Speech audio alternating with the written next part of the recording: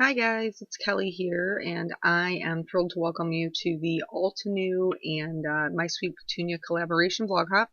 This is a stamp set by Altenew. It's called Beautiful Day. So I'm going to be making my card with along with the basic rectangles die, which is new from Simon Says Stamp. So if you don't know who My Sweet Petunia is, it's a company that makes the Misti. This is the original Misti and the mini Misti. Basically just is like the best tool ever to help you make sure that your stamping is always perfect. So it's like fantastic. One of the things that I love it for is techniques, and that's what I'm going to be doing today. I'm going to be doing some stamp highlighting. I have two pieces of Nina Solar White cardstock. One of them was cut with the basic rectangles die. I put a little bit of Tombow Mono multi-glue on the back of that and then set it aside to dry because it's repositionable once it is dry. So it means I can take this square on and off my panel and not have any issues with it sticking or anything like that. So I put it down, I traced around it, and then I'm going to go ahead and start my stamping. So the first flower, the Misti comes with magnets too. I just don't always remember to put them on because, I don't know, sometimes I'm just being quick and I don't care if it sticks to it. So anyway, I'm stamping the flower in the intense black ink from Simon Says Stamp. It is Copic Safe. And I'm going to stamp it on top of the smaller panel first. You'll see it hangs over. Usually when you're stamping on two pieces of paper, you get this gap where the ink can't get into it. But because with the Misti you can stamp in the exact same spot again, you just remove that panel and stamp it again, and then it lines up perfectly. It's like the best way to do this technique ever. And then the other thing that's nice about it is you just saw there, I didn't get a good impression on the middle of my flower. So I just inked it up again, pressed it back down, and nobody will ever know that I didn't get a good impression the first time.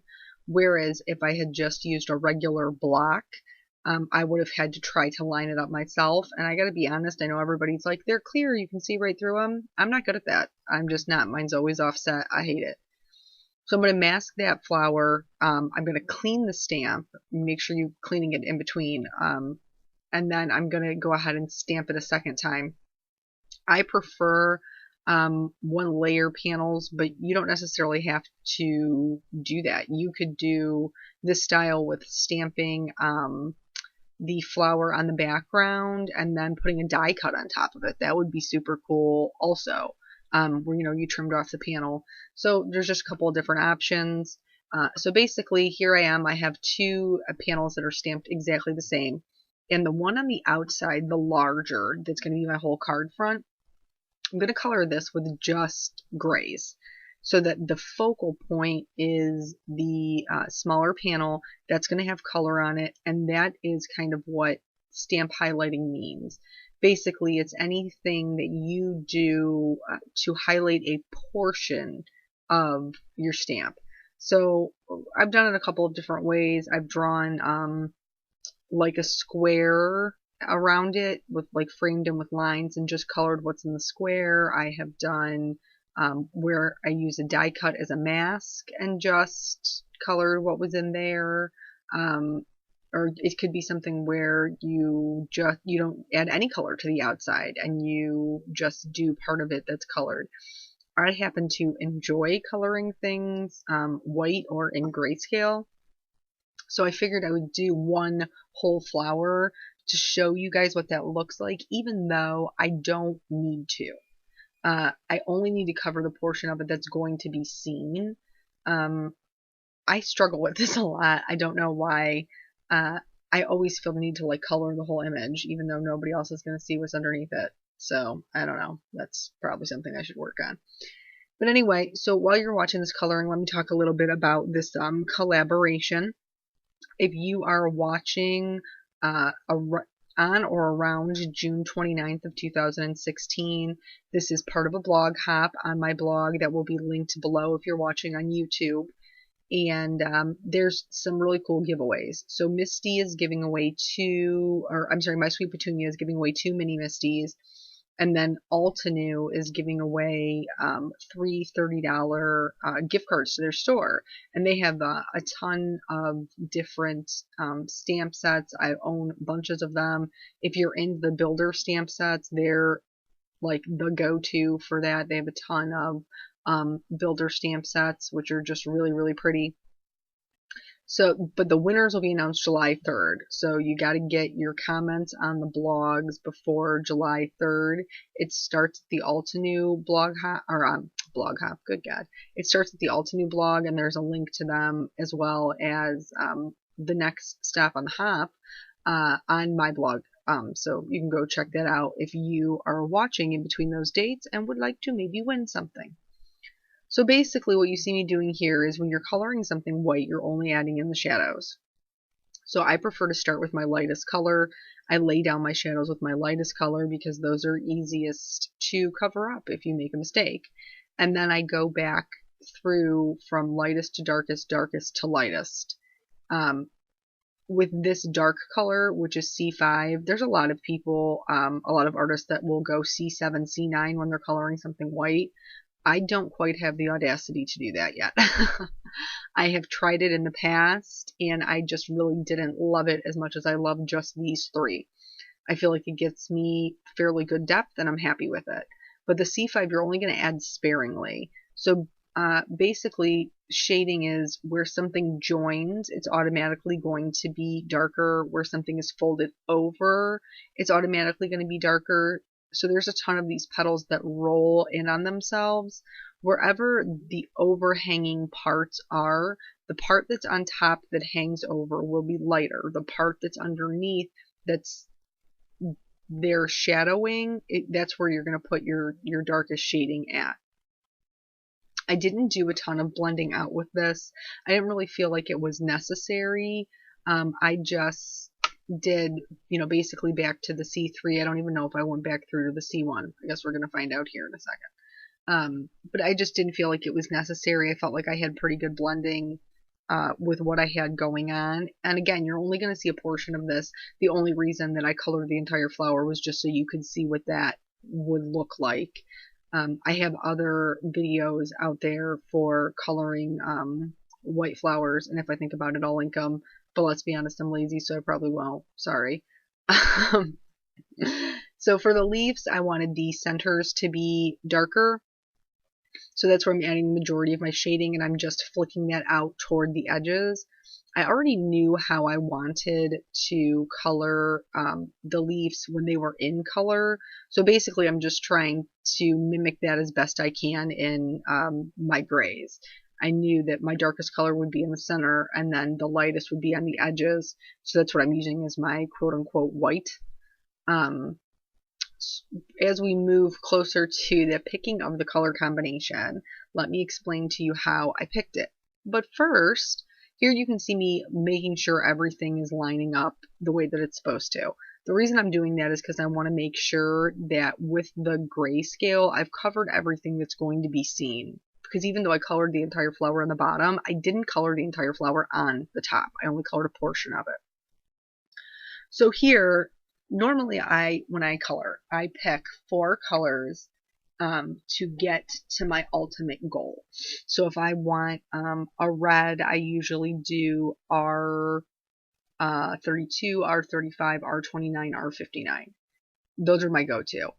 But about a month ago, my dear friend Christina Warner challenged me to a rainbow challenge. And originally I had done a fairy card with a rainbow in the sky as my my rainbow card. And then I was like, you know what? Everybody's doing regular rainbows, and I don't really feel like rainbows should just be in the sky. I feel like rainbows should be on everything because I love them so much. So that's how I picked my color scheme. I used a blue-green and then a regular green, and that's going to fade out into a yellow-green. And then I'm going to color my flowers rainbow. I'm going to start at the bottom with a yellow and work all the way up to a blue-violet at the top. The name of the game when doing the rainbow challenge is you have to nominate someone else to also do your rainbow challenge. So when Christina nominated me, she also nominated the sweet and wonderful Debbie Hughes. So today I am also going to nominate 2 friends, and my 2 friends are going to be Danielle Walls and Shari Moss, because I think that they would both rock the rainbow theme. So I will be tagging them and linking their blogs as well. If you don't know who they are, please go check them out. They're both fantastic and talented. Speaking of fantastic and talented people, there are a ton of those on this blog hop. So, well, there won't be all be doing videos. I have no doubt that each one of them will inspire you in their own way. So go visit all of the people so you're not sad that you missed out on something wonderful. Here we're starting with the yellow, and I worked through half of the flower with the yellow.